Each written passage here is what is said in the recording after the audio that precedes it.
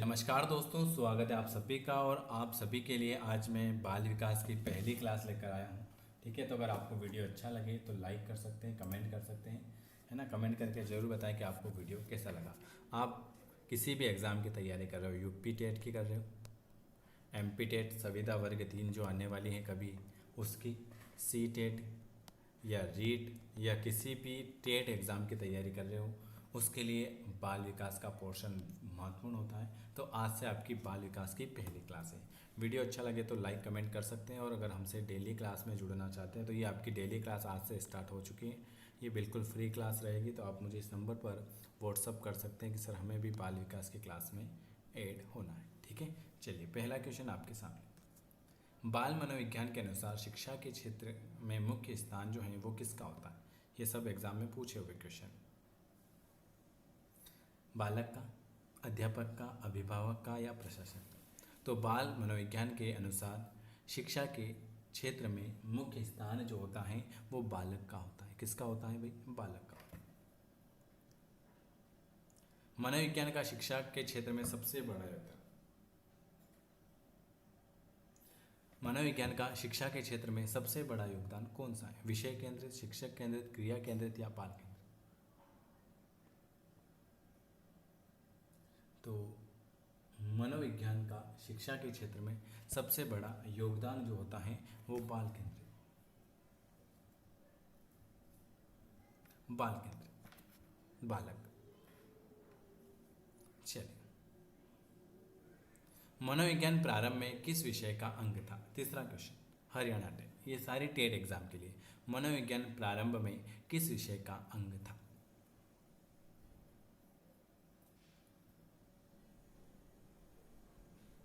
मनोविज्ञान प्रारंभ में किस विषय का अंग था? तो वो था आपका A1, दर्शन शास्त्र।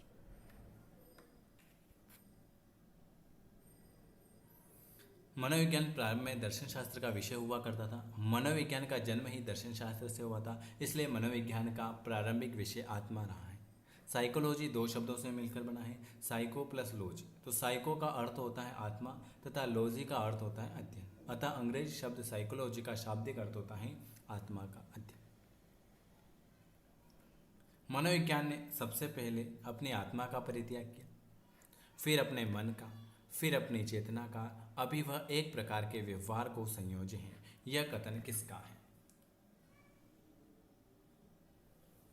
Very very good. Fourth number, ये है हमारे वुडवर्थ का। मनोविज्ञान ने सबसे पहले अपनी आत्मा का परित्याग किया, फिर अपने मन का, फिर अपनी चेतना का, और अभी वह एक प्रकार के व्यवहार के संयोज्य हैं। यह है आपके वुडवर्थ भाई साहब का। साइकोलॉजी यूनानी भाषा का शब्द है। साइकोलॉजी अगर आपसे पूछ ले कौन सी भाषा का शब्द है, तो साइकोलॉजी जो है आपके यूनानी भाषा का शब्द है। यह दो शब्दों से मिलकर बना है, साइकी तथा लॉजी। साइकोलॉजी का अर्थ होता है आत्मा का अध्ययन। कालचक्र के अनुसार मनोविज्ञान का विषय बदलता रहता है, अतः मनोविज्ञान विषय का व्यवहार का अध्ययन बना है। चल, वुडवर्थन के शब्दों में पांचवें नंबर का क्वेश्चन। पांचवें नंबर का क्वेश्चन आपके सामने लिखा हुआ है, निम्न में से कौन सी शिक्षा मनोविज्ञान की सर्वाधिक व्यक्तिनिष्ठ विधि है? अंतर्दर्शन, बहिर्दर्शन, अवलोकन या प्रयोगीकरण? 5 नंबर का ए वाला अंतर्दर्शन। अगला क्वेश्चन है, कौन सा विकल्प शिक्षा मनोविज्ञान की एक सीमा है? व्यक्ति विभिन्नता की समस्या। अगला क्वेश्चन है 7 नंबर का, प्रयोगात्मक विधि को सबसे पहले किसने प्रस्तावित किया? प्रयोगात्मक विधि को सबसे पहले किसने प्रस्तावित किया? प्रयोगात्मक विधि को सबसे पहले किसने प्रस्तावित किया था? तो प्रयोगात्मक विधि को सबसे पहले जो प्रभावित किया था विलियम वुल्ट ने। विलियम वुल्ट जर्मनी के दार्शनिक और मनोवैज्ञानिक थे। विलियम वुल्ट ने 1861 में मनोविज्ञान की पहली प्रयोगशाला की स्थापना की थी। अगर आपसे पूछ ले कि मनोविज्ञान की पहली प्रयोगशाला की स्थापना कब हुई थी? 1861 में की थी। किसने की थी? विलियम वुल्ट ने की थी। तथा इन्हें मनोविज्ञान के क्षेत्र में प्रयोगात्मक विधि का प्रारंभ किया, इसलिए इन्हें प्रयोगात्मक मनोविज्ञान के पिता कहते हैं। 8वें नंबर का क्वेश्चन है, शैक्षिक मनोवैज्ञानिक शैक्षिक विकास का एक व्यवस्थित अध्ययन है। शिक्षा मनोविज्ञान की यह परिभाषा किसके द्वारा दी गई थी? शैक्षिक मनोवैज्ञानिक शिक्षक शैक्षिक विकास का एक व्यवस्थित अध्ययन है। शिक्षा मनोविज्ञान की यह परिभाषा किसके द्वारा दी गई थी? तो ये जो दी गई थी J.F. स्टीफन के द्वारा। शिक्षा मनोवैज्ञानिक शैक्षिक विकास का क्रमबद्ध अध्ययन है, J.F. स्टीफन ने दिया था। अगला क्वेश्चन, शिक्षा मनोविज्ञान है विशुद्ध विज्ञान, व्यवहारिक विज्ञान, मानव विज्ञान या इनमें से कोई नहीं? 9 नंबर का। तो शिक्षा मनोविज्ञान जो है एक प्रकार का मानक विज्ञान है। और लास्ट क्वेश्चन, आज हम 10 क्वेश्चन करेंगे। प्रारंभ में आत्मा का प्रयोग किस शास्त्र में किया जाता है? आत्मा का प्रयोग किस शास्त्र में किया जाता है? बी वाला, दर्शन शास्त्र। दर्शन शास्त्र विज्ञान है, ठीक है। तो आज मैंने आपको खाली 10 क्वेश्चन कराए हैं। अगर वीडियो अच्छा लगे तो लाइक कर सकते हैं, कमेंट कर सकते हैं। और ये आज आपकी पहली क्लास थी तो कमेंट करके ज़रूर बताना कि आपको वीडियो कैसा लगा। वीडियो देखने के लिए आप सभी का धन्यवाद। और ये मेरे व्हाट्सअप नंबर है, अगर आप ऐड होना चाहते हैं तो इस नंबर पर व्हाट्सअप कर सकते हो, ठीक है। आज से आपकी डेली प्रैक्टिस क्लास चालू हो जाएगी, ठीक है। आप किसी भी एग्ज़ाम की तैयारी कर रहे हो, किसी भी TET exam, MP TET, C TET, UP TET, REET, Haryana TET, Bihar, कहीं भी, ठीक है। तो वीडियो देखने के लिए आप सभी का बहुत बहुत धन्यवाद। चलिए, नमस्कार दोस्तों, स्वागत है आप सभी का। और आप सभी के लिए मैंने बाल विकास चैप्टर वाइज क्लास स्टार्ट करी थी, ठीक है, जिसमें मैंने आपको पहले चैप्टर में शिक्षा और मनोविज्ञान जो आपका पहला चैप्टर है, इसमें मैंने आपको 10 क्वेश्चन करा दिए थे। आज आपकी क्लास नंबर 2 है, जिसमें हम इससे आगे से क्वेश्चन स्टार्ट करेंगे, ठीक है। जो नया है चैनल को जरूर सब्सक्राइब कर दीजिएगा, बेल आइकन प्रेस कर दीजिएगा। और अगर हमसे जुड़ना चाहते हैं तो आप इस नंबर पर व्हाट्सअप करके जुड़ जाइएगा कि सर हमें भी आपकी क्लास में जुड़ना है। आप किसी भी टेट की तैयारी कर रहे हो, C टेट की कर रहे हो, MP टेट की कर रहे हो, महिला सुपरवाइजर की कर रहे हो, UP टेट की कर रहे हो, CG टेट की कर रहे हो, किसी भी टेट एग्जाम की कर रहे हो जिसमें आपका बाल विकास बहुत ही महत्वपूर्ण होता है, तो आज हम शुरुआत करेंगे बाल विकास की। शुरुआत करते हैं आपके इससे आगे वाले क्वेश्चन की। चलिए, 9-10 क्वेश्चन हो गए थे। 11 नंबर का क्वेश्चन क्या है कि 1882 ईस्वी में किस मनोवैज्ञानिक द्वारा लंदन में मानवीय विशेषताओं का अध्ययन करने के लिए प्रयोगों का निर्माण किया गया?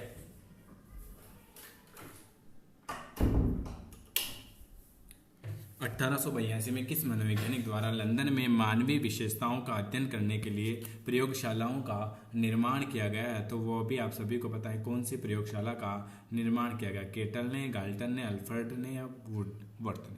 तो आप सभी को पता है कि अल्फ्रेड बीने ने। किसने? अल्फ्रेड बीने ने कब किया था? 1882 में, लंदन में। कहाँ पर? लंदन में। तो लिखा हुआ है कि अल्फ्रेड बीने ने 1882 में लंदन में मानवीय विशेषताओं का अध्ययन करने के लिए प्रयोगशाला का निर्माण किया था। ऑप्शन आपका C वाला आ जाएगा। शिक्षा मनोविज्ञान का अध्ययन अध्यापक को इसलिए करना चाहिए, क्यों? क्योंकि इसमें शिक्षक को आत्मसंतुष्टि मिल सके, इससे वह दूसरों को प्रभावित कर सके, इससे वह अपनी परीक्षाओं में प्रथम आ सके, इससे इसकी सहायता से अपने शिक्षण को अधिक प्रभावशाली बना सके। तो शिक्षा मनोविज्ञान का अध्ययन अध्यापक को इसलिए करना चाहिए क्योंकि इसकी सहायता से अपने शिक्षण को अधिक प्रभावशाली बना सके। विकासात्मक मनोविज्ञान में जीवन का अध्ययन किया जाता है। विकासात्मक मनोविज्ञान में जीवन का अध्ययन किया जाता है।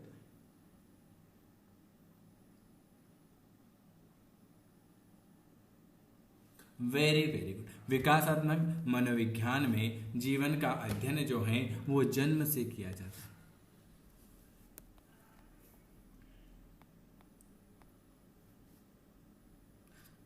निम्नलिखित को आपको सुमेलित करना है। Republic, Emile and education, the school and society या संध्या विधि। तो ये पुस्तक है और ये इसके लेखक है, ठीक है। तो देखो, रिपब्लिक जो है वो किसने लिखी थी? रिपब्लिक जो है वो जॉन डीवी ने लिखी थी, बिल्कुल आपका सही है।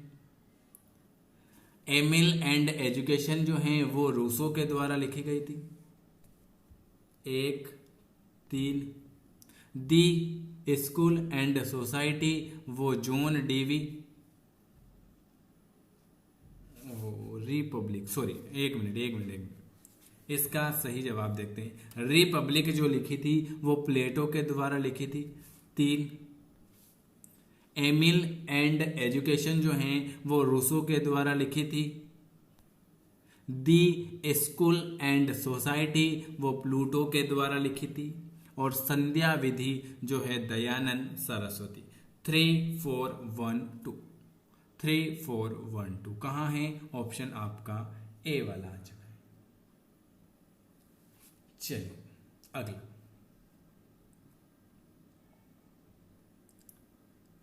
एक शिक्षक को अपने विद्यार्थियों की क्षमताओं को समझने का प्रयास करना चाहिए। निम्न में से कौन सा क्षेत्र इस उद्देश्य के साथ संबंध है?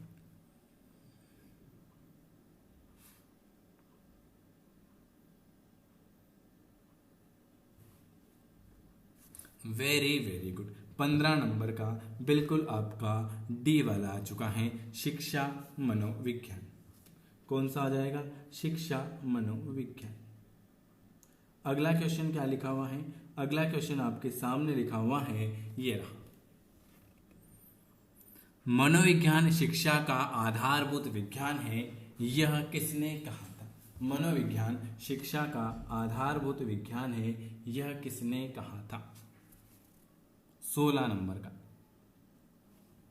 तो ये कहा था हमारे स्किनर भाई साहब ने, स्किनर के द्वारा। किसके द्वारा? स्किनर के अनुसार। स्किनर के अनुसार शिक्षा मनोविज्ञान या शिक्षा का आधारभूत विज्ञान है। इसके अनुसार शिक्षा मनोवैज्ञानिक अपना अर्थ शिक्षा से जो कि सामाजिक प्रक्रिया और मनोविज्ञान से संबंध रखता है। आधुनिक मनोविज्ञान का अर्थ क्या है? आधुनिक मनोविज्ञान का अर्थ होता है व्यवहार का अध्ययन। क्या होता है? व्यवहार का अध्ययन। ये बिहार टेट में पूछा है। शिक्षा मनोविज्ञान की उत्पत्ति का वर्ष कौन सा माना जाता है? शिक्षा मनोविज्ञान की उत्पत्ति का अर्थ तो 1900 के लगभग, मतलब 1889, 1889। तो यहां पर हम 1900 के आसपास जाएंगे। ठीक है। शिक्षा मनोविज्ञान का औपचारिक प्रारंभ आधुनिक काल में वर्ष 1889 से जी स्टैनले हॉल के प्रयासों से माना जाता है। स्टैनले हॉल को बाल मनोविज्ञान का अन्वेषक भी कहा जाता है।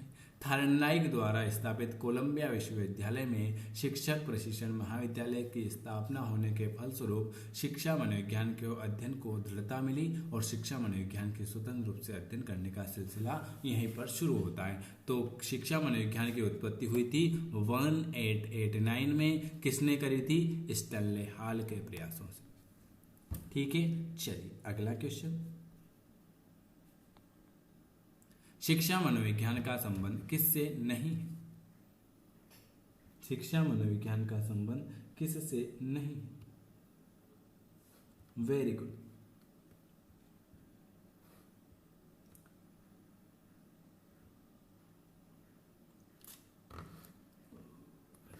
शिक्षा मनोविज्ञान का संबंध जो है मानव व्यवहार का अध्ययन, बिल्कुल सही है।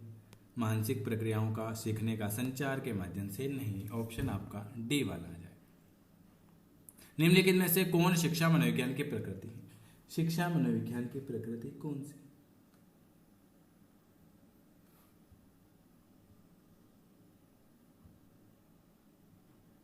Very good. शिक्षा मनोविज्ञान की प्रकृति जो है वो होनी चाहिए विद्यात्मक विज्ञान, सी वाला। अगला क्वेश्चन। शिक्षा मनोविज्ञान की दृष्टि से निम्नलिखित में से कौन सा कथन सही है? तो शिक्षा, बच्चे अपना ज्ञान का स्वयं सर्जन करते हैं, ये सही है। विद्यालय में आने से पहले बच्चों को कोई पूर्व ज्ञान नहीं होता, नहीं। अधिगम प्रक्रिया नहीं, बच्चे यथार्थ नहीं। ऑप्शन आपका ए वाला आ जाए। एक शिक्षक को अपने विद्यार्थियों की क्षमताओं को समझने का प्रयास करना चाहिए। निम्न में से कौन सा क्षेत्र इस उद्देश्य के साथ संबंध है? शिक्षा मनोविज्ञान, सी वाला। चलिए अगला क्वेश्चन। शिक्षा मनोविज्ञान की दृष्टि से कौन सा कथन सही है? बच्चे अपने ज्ञान का स्वयं सर्जन करते हैं। अगला, बाल मनोविज्ञान के आधार पर कौन सा कथन सही है? तो बाल मनोविज्ञान सारे बच्चे एक जैसे होते नहीं, प्रत्येक बच्चा विशिष्ट होता है। कुछ बच्चे नहीं, प्रत्येक बच्चा विशिष्ट होता है। और लास्ट क्वेश्चन है आज का, ये चैप्टर खत्म। प्राथमिक शिक्षा के लिए बाल मनोविज्ञान का ज्ञान आवश्यक है।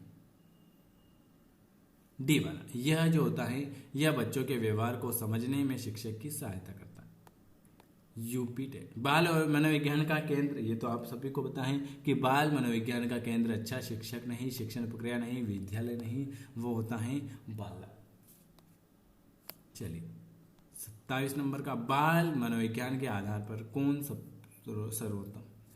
तो सारे बच्चे एक जैसे नहीं, कुछ बच्चे नहीं, कुछ बच्चे नहीं, प्रत्येक बच्चा विशिष्ट होता है। बाल मनोविज्ञान के आधार पर कौन सा कहिए तो प्रत्येक बच्चा विशिष्ट होता है। और लास्ट क्वेश्चन है देखिए, हाँ इस चैप्टर का, बाल मनोविज्ञान का क्षेत्र। तो बाल मनोविज्ञान का क्षेत्र केवल गर्भावस्था से किशोरावस्था का अध्ययन।